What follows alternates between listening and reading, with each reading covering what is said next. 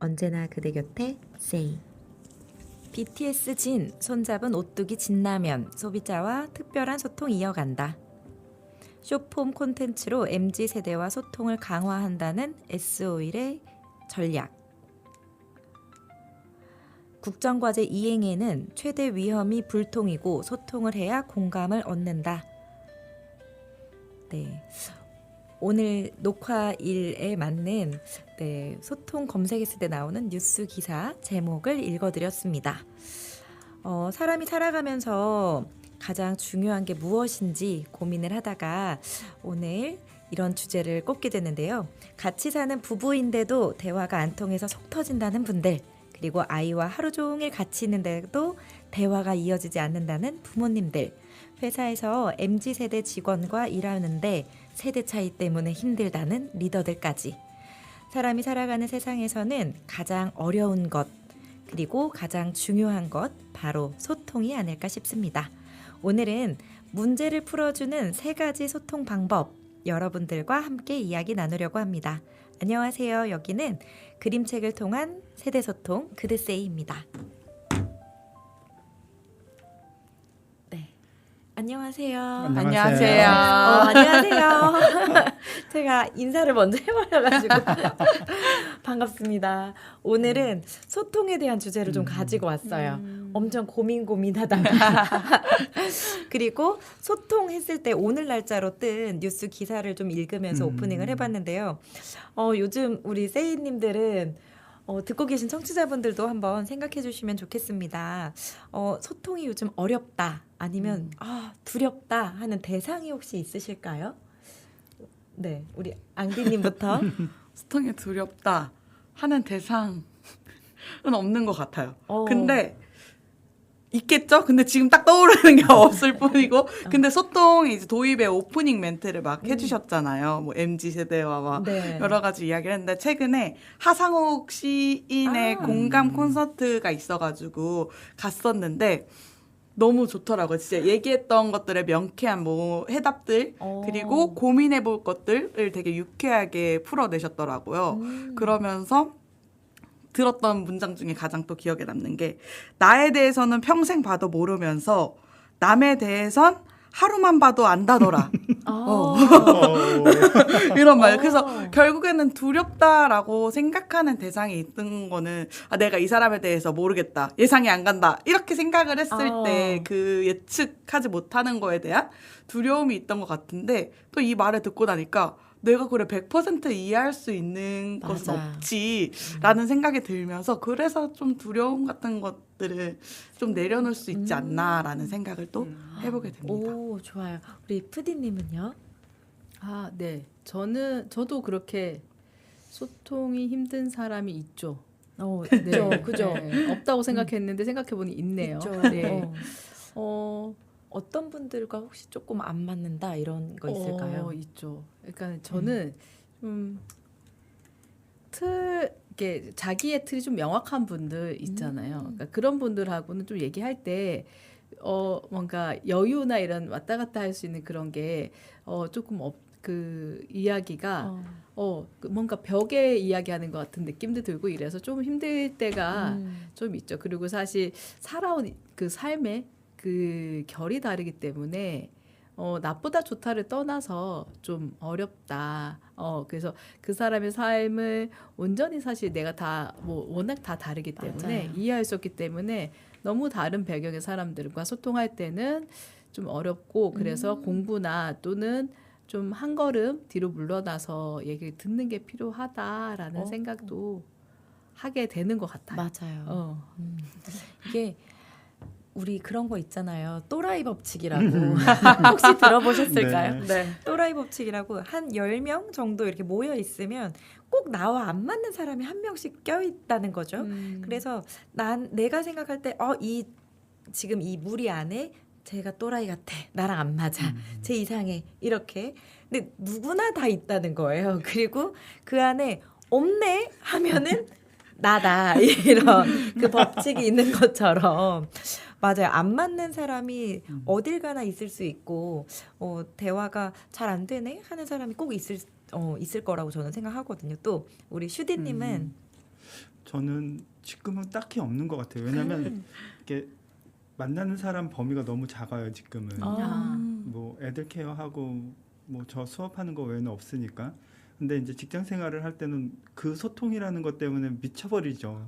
정말로 말을 해도 안 듣고 전달을 해도 그 사람이 받아들이는 방식이 틀리고 서로 오해를 하고 결국은 감정으로 이렇게 번지다 보면 어떤 일이 벌어질지 모르고 그 소통 하나 때문에 회사를 퇴사하는 경우도 많고 맞아요. 저 역시도 그랬었고 그러니까 이 소통이라는 주제가 너무 광범위하고 그 대상이 너무나 다양하기 때문에 어떤 사람과 어떤 소통을 하느냐를 내가 그 시점에 맞춰서 하는 게 가장 중요한 것 같아요. 그러니까 그 사람을 미리 알고 그 사람에 맞춰서 소통을 하는 것도 중요하지만 결국은 그 사람들에게 맞추다 보면 내가 없어지는 것 같아요.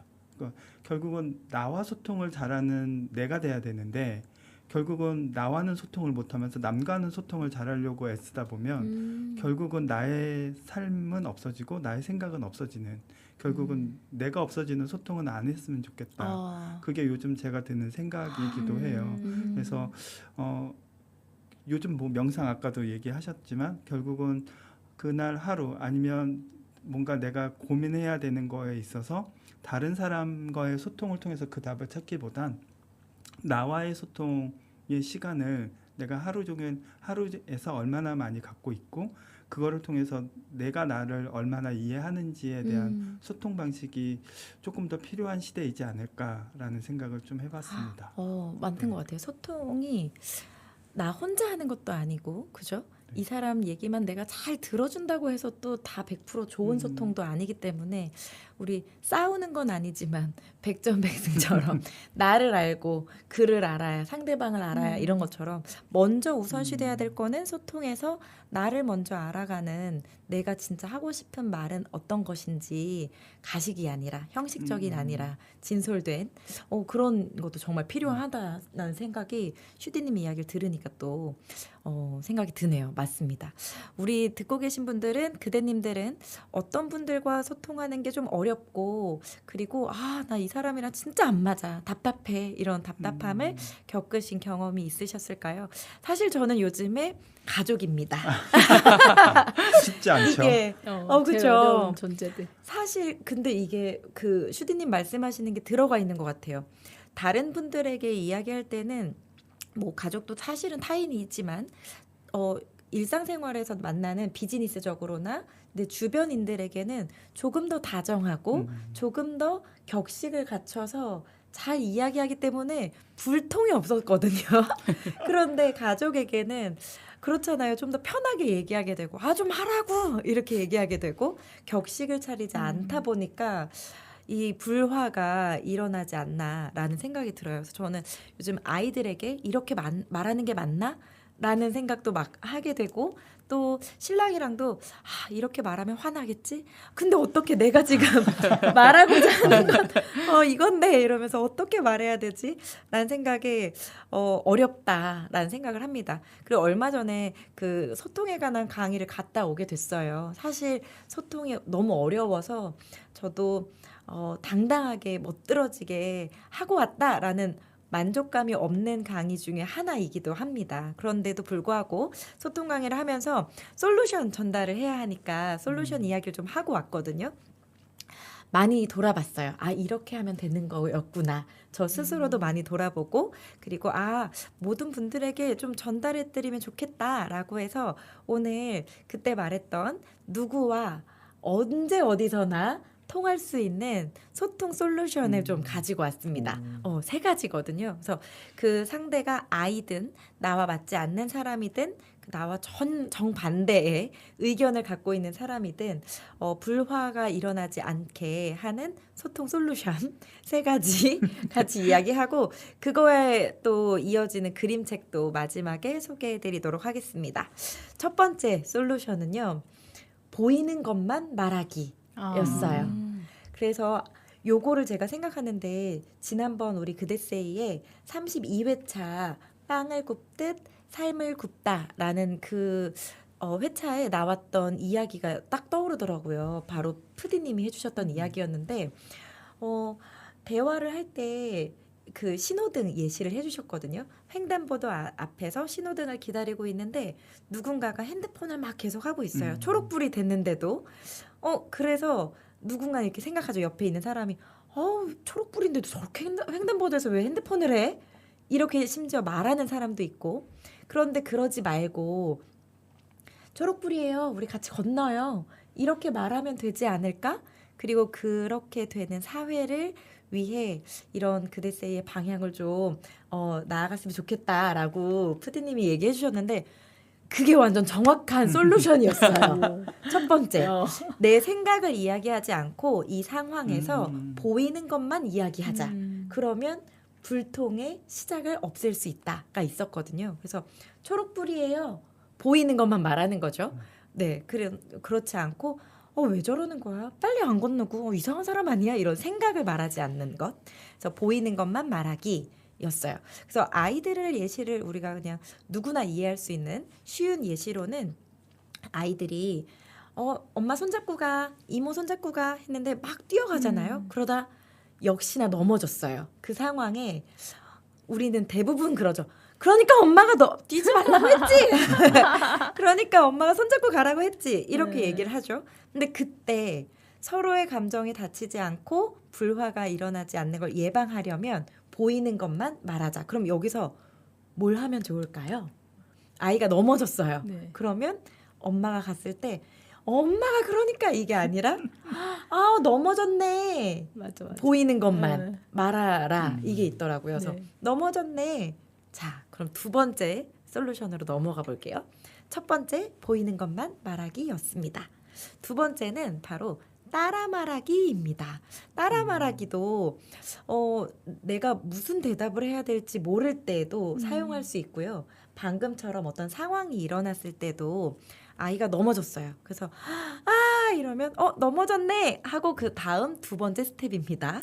그리고 아이가 엄마라고 하면 엄마 그냥 따라 말해주기. 그리고 아이가 만약에 아파 이러면 아파 이렇게 따라 말해주기. 이게 두 번째 스텝이었거든요. 이거는 남성분들에게도 되게 도움이 많이 되실 것 같아요.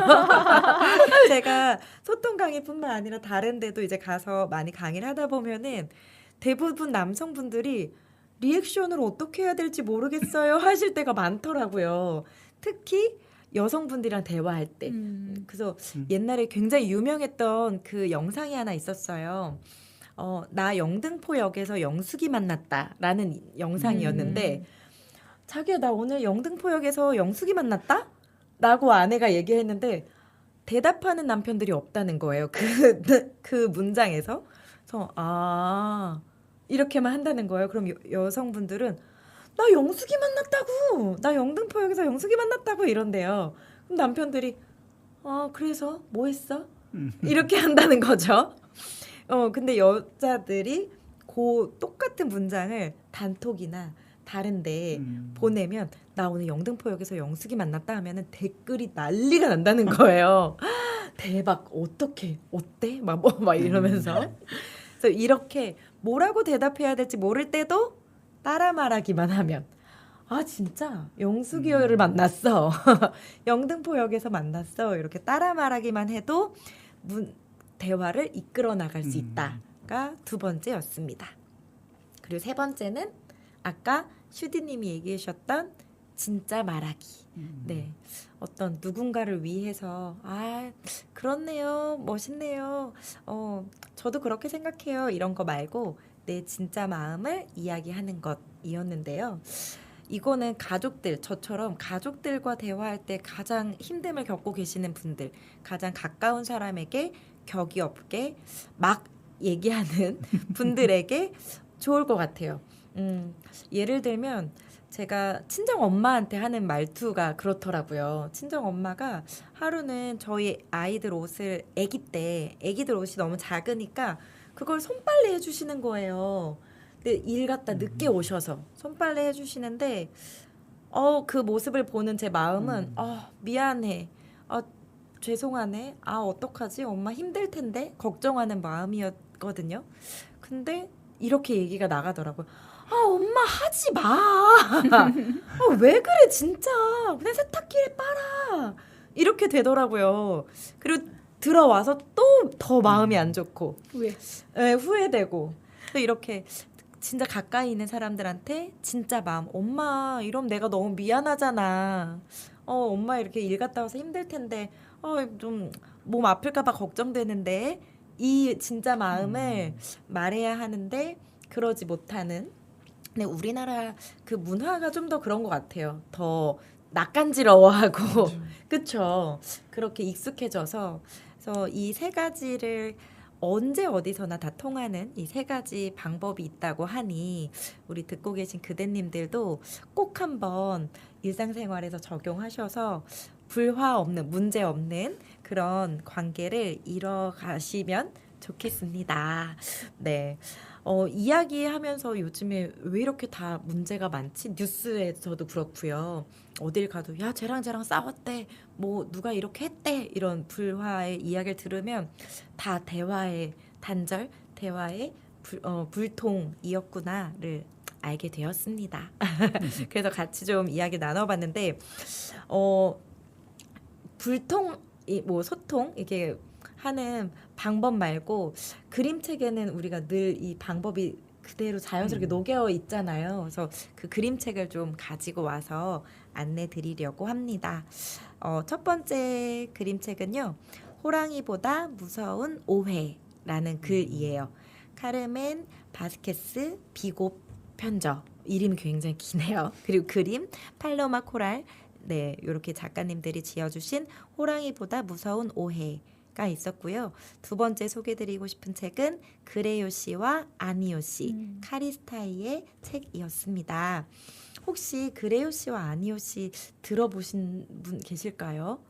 이게 막 이렇게 대중들에게 소개가 많이 됐거나 서점에 막 보이는 책은 아니어서 저도 우연치 않게 발견하게 된 책이었거든요. 근데 그레요 씨와 아니오 씨의 그 이야기가 딱 정말 그레요 씨는 그레요만 말해요. 늘 긍정이에요. 그래서 어떤 일화가 안에 있냐면 이 책에서 당신이 도둑 아니십니까? 그래요. 맞아요. 이렇게 해서 도둑으로 잡혀가는 일이 생기기도 하고 그리고 또 아니오 씨는 자기가 한 것도 이거 당신이 한 거죠? 라고 했는데 아니요. 아니요만 하는 사람이에요. 그래서 또 일이 꼬이기도 하고 그래서 여기에서 이 카리스타이의 작가는 아마도 긍정만도 다 좋은 게 아니다. 그리고 부정할 때는 부정해야 한다. 이런 걸 좀 담아놓지 않았나 싶어요. 근데 제가 여기에서 너무 감동적이게 봤던 마지막 글귀가 뭐냐면 그레요 씨와 아니오 씨가 서로를 위해서 막 살아가려고 하거든요. 친구 관계로. 그런데 자꾸 안 통하는 거예요. 얘는 자꾸 그레요만 하고 나는 자꾸 아니오만 하고 그래서 잘 안 되다가 마지막에 서로가 서로를 좋아한다는 걸 느꼈어요. 그래서 같이 살고 싶어집니다. 근데 그레요 씨가 물어봐요. 나 너랑 같이 살고 싶은데 내가 같이 살자고 하면 아니라고 하겠지? 라고 물어봐요. 그러니까 아니오 씨가 아니 이렇게 해서 같이 살게 돼요. 그래서 이거 그 문장을 보면서 대화를 하려면 내가 얻고 싶은 답을 얻으려면 질문을 또 현명하게 하는 것도 방법이겠다 이런 생각을 또 해보기도 했거든요. 그래서 나랑 같이 살자 이러면 얘가 아니 라고 할 것 같으니까 내가 같이 살자 그러면 아니라고 할 거지 해서 같이 살게 되었다는 그 책이 있었어요. 그래서 꼭 한번 소개드리고 싶었습니다. 이렇게 사진으로 보여드리도록 할게요. 우리 세이님들은 오늘 솔루션 들으시면서 혹시 어떠셨는지 이야기 들어보고 마무리하려고 하는데요. 좀 어떠셨나요?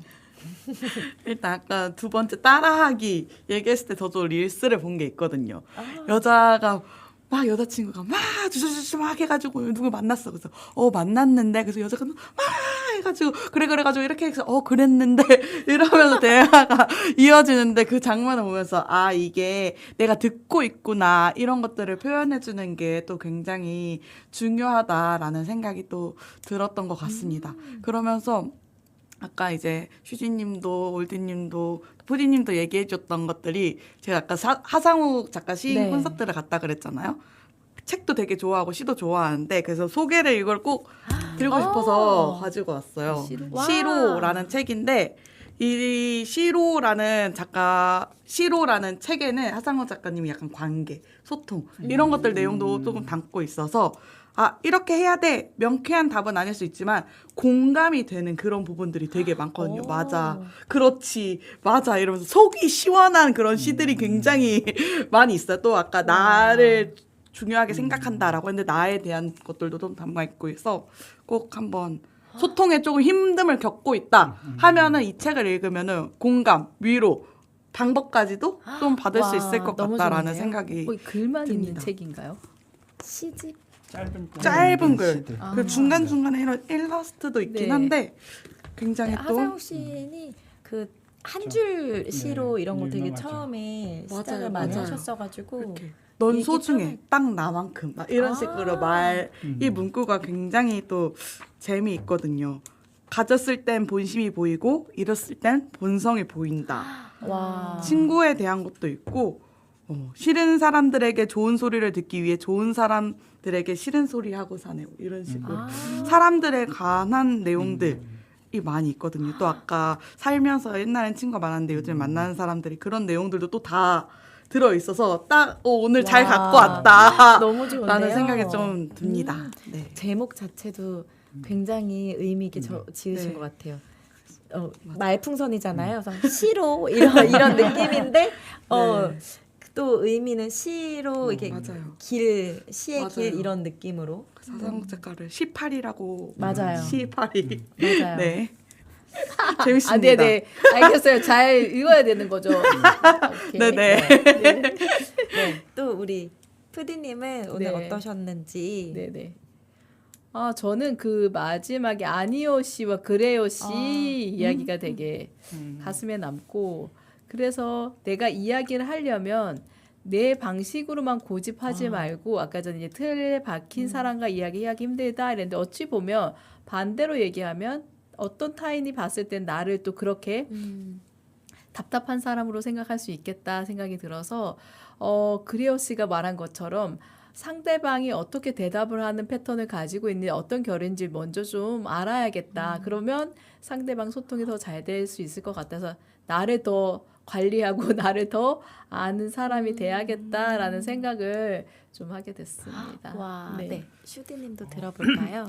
저는 오늘 아침에 둘째한테 잔소리를 하고 왔는데 아침을 침대에서 누워서 먹고 있는 거예요. 그때 핸드폰을 보고 있으면서 제가 그거를 이렇게 방을 열고 들어가서 딱 봤는데 순간 이제 누가 침대에서 밥 먹으라고 해서 그것도 누워서 학교 갈 때 침대 정리하고 나가라고 했지. 지금 그 생각을 하면 화가 나지만 아까 말씀하신 대로 상황만 얘기하면 이렇게 얘기했어야겠죠. 아침에 누워서 밥 먹는 건 건강에 안 좋은 것 같아. 이렇게 말했어야 되는데 야 누가 침대에 누워서 밥을 먹어. 반성하게 되는 이야기였습니다. 네. 저도 강의할 때도 그렇지만 이거 대본하고 이제 준비하면서 스스로 반성을 많이 하게 되면서 작성을 하게 됐어요. 그래서 들으시는 분들도 아마 느끼는 게 한두 개 있지 않으실까 싶습니다. 그래도 우리가 행복을 위해서 살고 좋은 관계를 위해서 계속 개선해 나가려는 삶을 사니까 꼭 한번 해보셨으면 싶습니다. 자, 이제 마무리를 해보려고 하는데요. 우리는 흔히 대화가 안 된다고 하지만 사실은 소통하려는 방법을 몰라서 막히는 경우가 많습니다. 보이는 것만 말하고 따라 말하고 내 마음을 솔직히 전하는 것, 아주 단순하지만 가장 강력한 소통의 도구들이죠. 사람 사이의 진짜 거리는 멀리 있는 게 아니라 마음이 닿지 않을 때 생깁니다. 여러분은 오늘 누구와 마음을 잇고 싶으신가요? 오늘 함께한 공유 3가지 방법으로 많은 분들과 행복한 관계 이뤄가시길 바랍니다. 그럼 여기까지 그림책 세대 소통 그대세였습니다. 언제나 그대 곁에 세이 안녕. 안녕.